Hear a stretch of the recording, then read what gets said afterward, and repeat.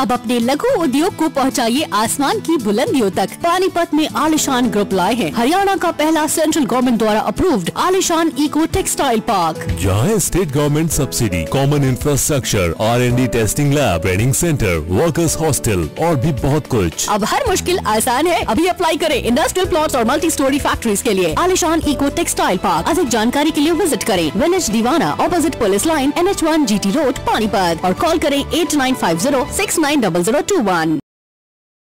शहर की हर एक खबर को सबसे पहले देखने के लिए वॉइस ऑफ पानीपत के फेसबुक पेज को लाइक, शेयर और फॉलो करें। साथ ही अगर यूट्यूब पर देख रहे हैं तो चैनल को सब्सक्राइब करें और बेल आइकन तो दबाना बिल्कुल भी ना भूलें।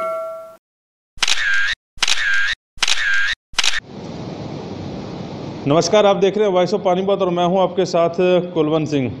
इस समय की बड़ी खबर आपको दिखाने जा रहे हैं। मेरे साथ हैं गौ सेवा आयोग के चेयरमैन श्रवण गर्ग जी हैं, सफीदों से हैं। पानीपत से इनकी क्रॉसिंग थी तो एक इंटरव्यू के लिए रुके हैं, तो इनसे बातचीत करते हैं। सर, स्वागत आपका। बहुत बहुत धन्यवाद कुलवंत जी।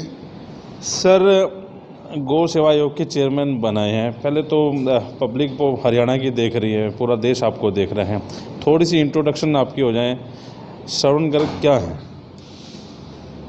मैं एक छोटा सा कार्यकर्ता हूं, भारतीय जनता पार्टी के कार्यकर्ता हूं और पिछले 30 वर्ष से गौ सेवा के कार्य में लगा हूं। सफीदों की गौशाला जो आज नस्ल सुधार के नाम पे ये मान के चलिए कि सड़क से पकड़ी हुई गायों को नस्ल सुधार किया गया और हरियाणा के अंदर प्रसिद्ध है, तो उसके अंदर हम सब ने प्रयास किया, हमारी टीम ने किया, तो उसका परिणाम ये रहा।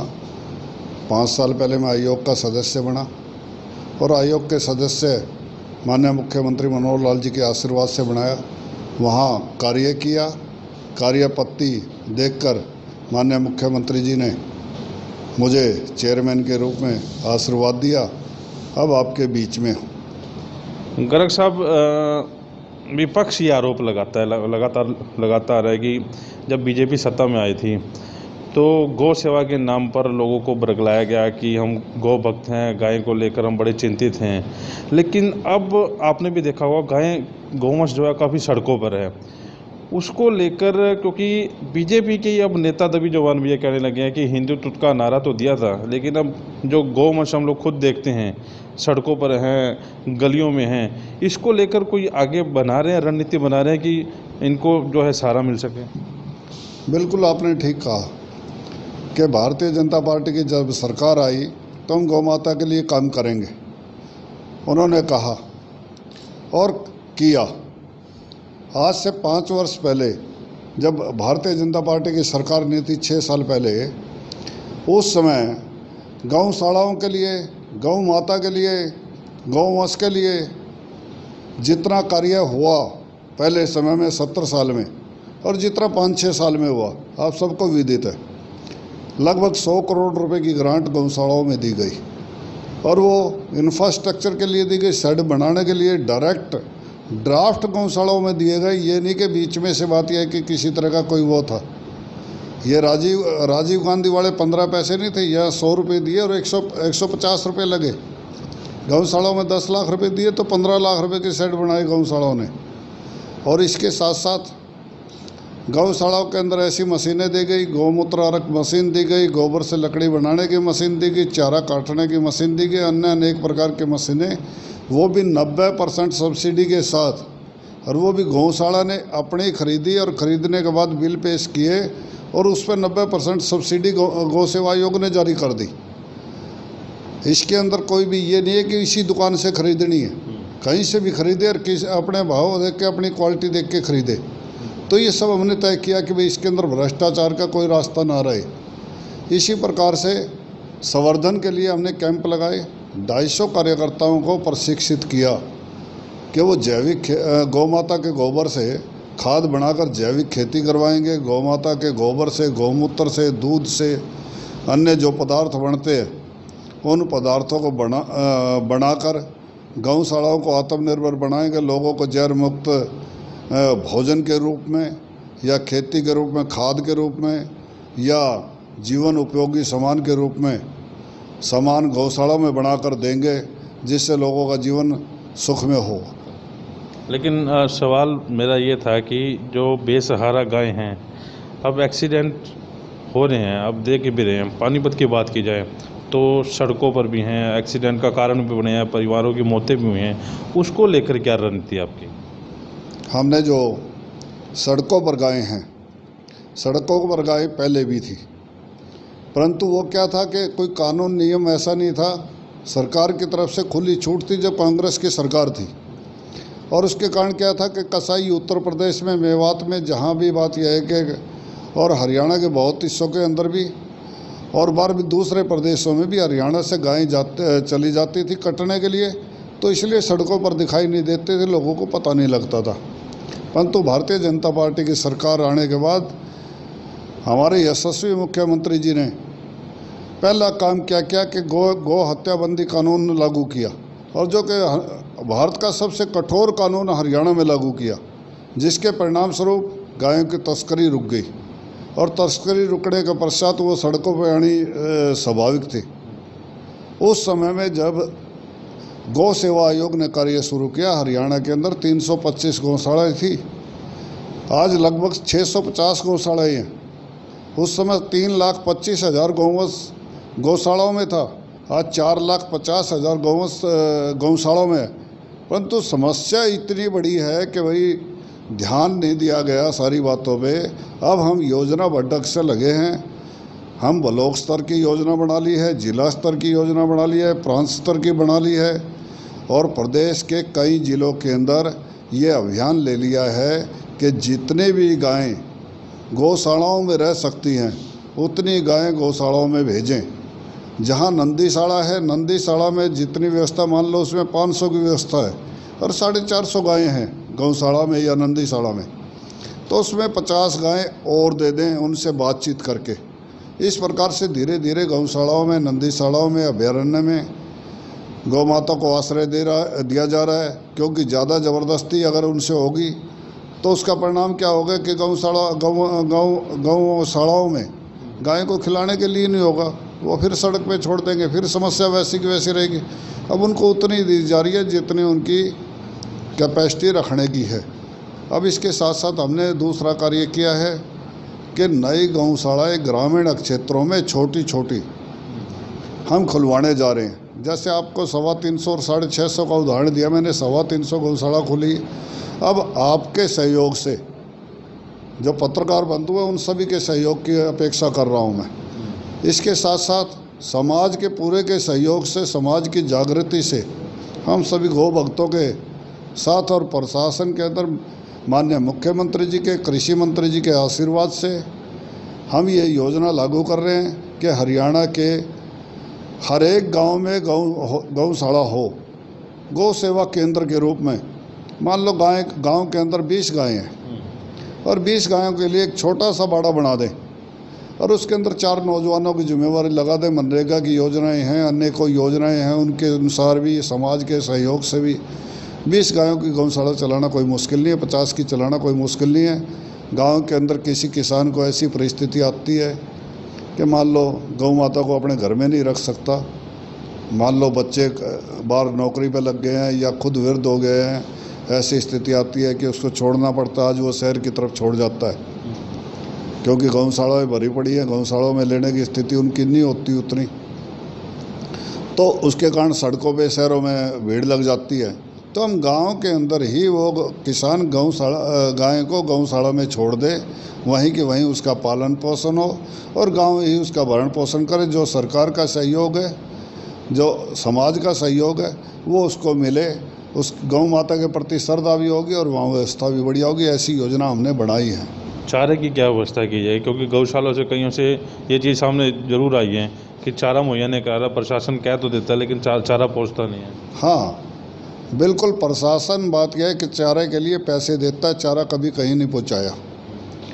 और पहले हम 150 रुपये प्रति गाय प्रति वर्ष के हिसाब से हमने दिया पहले साल में, उसके बाद 300 रुपये भी दिया, उसके बाद पिछले साल में 2 बार भी साल में दिया, और अभी मार्च अप्रैल में भी गौशालाओं को चारे के लिए हमने अलग से फंड दिया। वो 8 करोड़ से ऊपर ही था।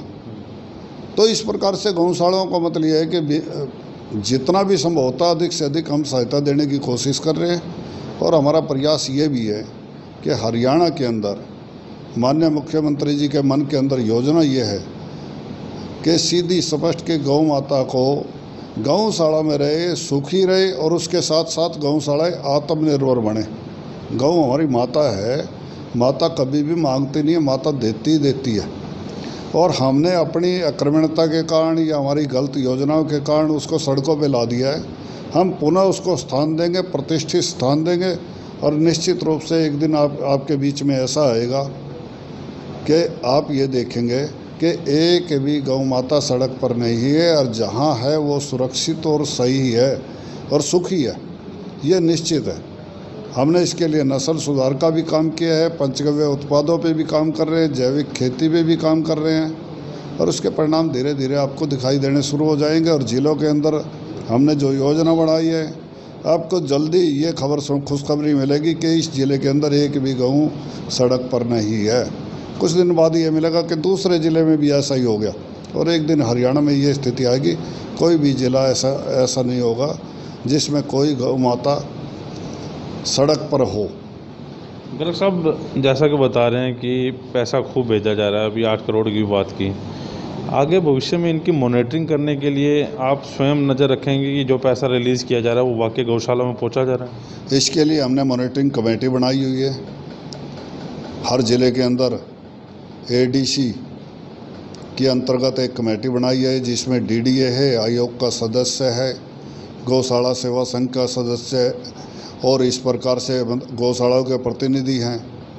और इसमें एसडीएम, डीएसपी, बीडीओ, इस प्रकार के मतलब ये पूरे के पूरे प्रशासन की एक टीम है जो इससे संबंधित रहती है, पुलिस विभाग का रहता है। तो उसके कारण से ये मॉनिटरिंग का कार्य भी हमारा साथ साथ चलता रहता है।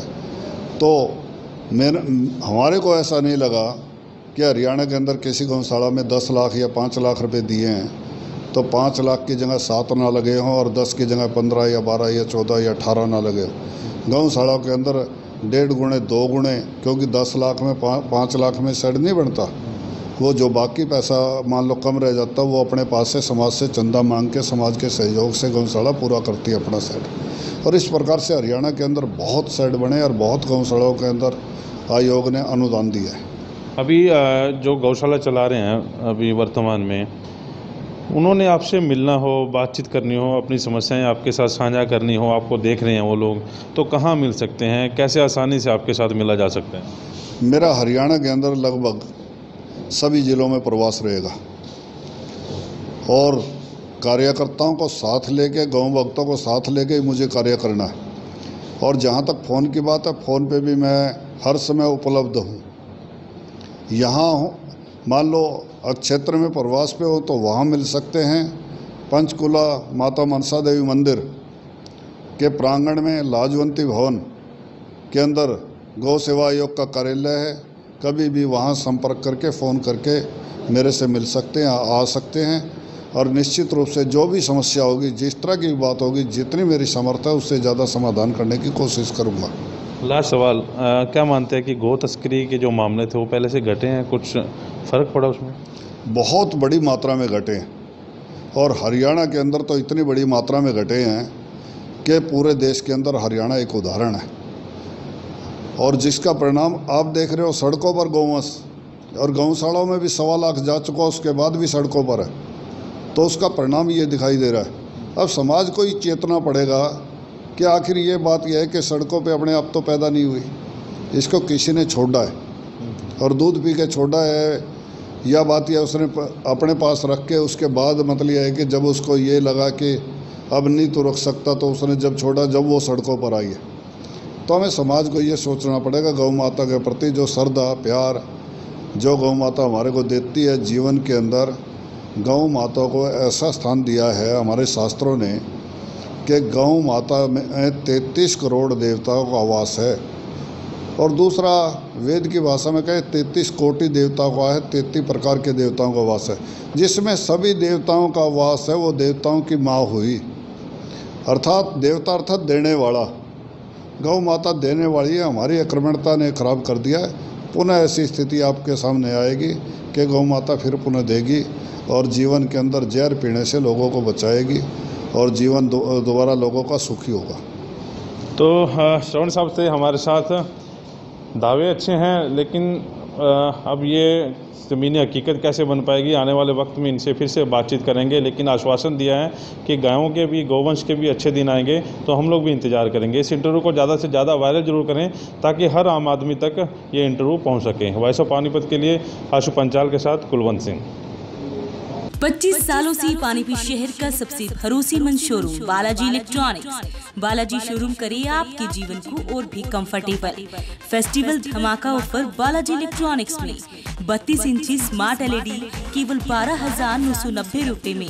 साथ ही सभी प्रोडक्ट पर आकर्षक ऑफर, 0% ब्याज और आसान किस्तों में। लैपटॉप की भरपूर वैरायटी बालाजी शोरूम में। साथ ही सभी कंपनी के मोबाइल मिले बालाजी शोरूम में। बालाजी शोरूम GT रोड के साथ साथ सनोली रोड पर भी उपलब्ध। आज ही आइए और फेस्टिवल धमाका ऑफर का फायदा उठाइए।